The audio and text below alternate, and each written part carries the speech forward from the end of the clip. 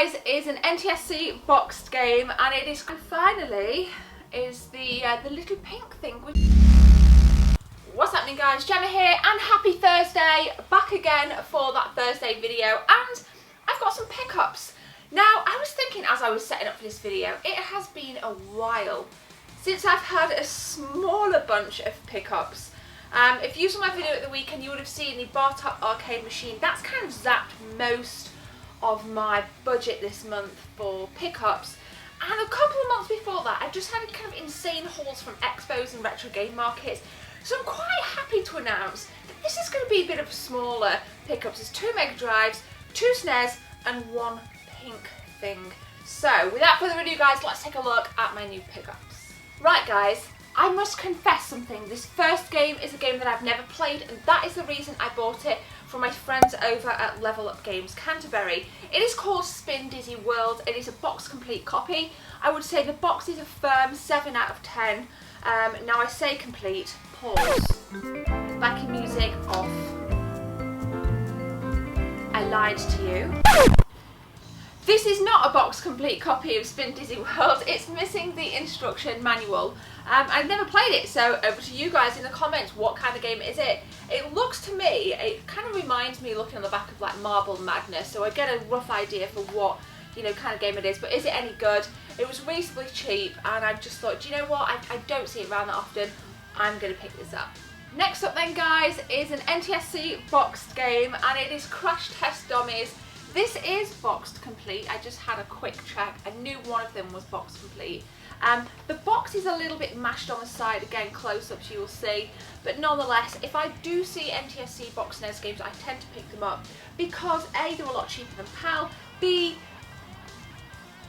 there is no B, they're just a lot cheaper than they're just a lot cheaper than PAL. Now, a bit of a backstory, me and my brother, or rather him, because he's 2 years younger than me, he was big into Crash Dummies as a kid, and he had it on the Game Boy, and I think I've spoken about it in a previous video. We really enjoyed it. I didn't play with the toys, I just used to kind of watch him play, and you know, I'd be kind of on my SNES and he'd be kind of down playing with his Crash Test Dummies as a kid, and it just packs a bit of a nostalgia punch for that reason, so I just wanted to pick it up. I have played this version actually, it's pretty darn cool, but nothing will ever beat the original Game Boy version. My cat's trying to escape as we film. So there we go, guys. Crash Test Dummies on the NTSC SNES. Before we check out what my new pink thing is, the first of 2 Mega Drive games, guys, is Desert Strike.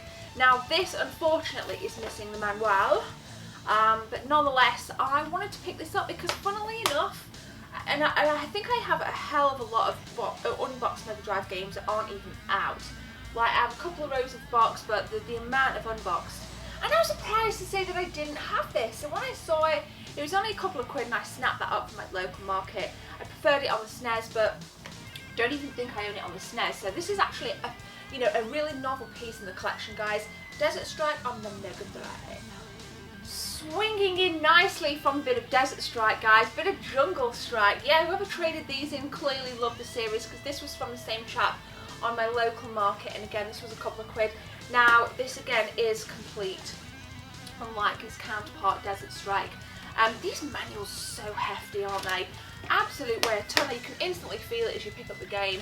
So my preferred is probably Desert Strike, as I'm more familiar with it. I actually don't think I played Jungle Strike back in the day. It's something that I played more as an adult, but nonetheless didn't own it, which again surprised me considering the amount of loose carts in the box behind the camera. And so I'm super stoked to have it. So, and finally is the little pink thing, which is actually here, which is clearly not pink at all, but no, this is this really cool little carry case, and you may have guessed it by the size. I contacted again Jem and Alex at Level Up Games, and I said, I want a pink micro. I'm already having the green, and Jem said, no, they're super rare, we never get them in. The day after, an image flashed up on my Facebook Messenger, and it was Gemma telling me that this had come in. The charger is over there on the shelf as well, and I was instantly, within seconds, I got onto my PayPal and I just bought this thing because I just, you know, that kind of craving you get. I've been having a lot of cravings to play certain handhelds, consoles and games recently. That's why I wanted this copy of Final Fight 1, which I think I'm going to be getting off at Amazon because nobody had it that I could find. So I'm going to be using this to play my Final Fight 1 like I did before I sold my original collection. So yeah, nostalgia, got it back, got my pink micro back. Not bothered with the fact that it isn't boxed. I love this little cool carry case, it's pretty hardy as well. But yeah, so there we go guys, that is my new pink thing. So there we go guys, a bit of a quick pickups video. If you enjoyed it, please like, comment and subscribe. I've got some cool videos planned for the weekend. I'm going to be doing an episode of games you must play, although I'm not going to tell you what console it's for.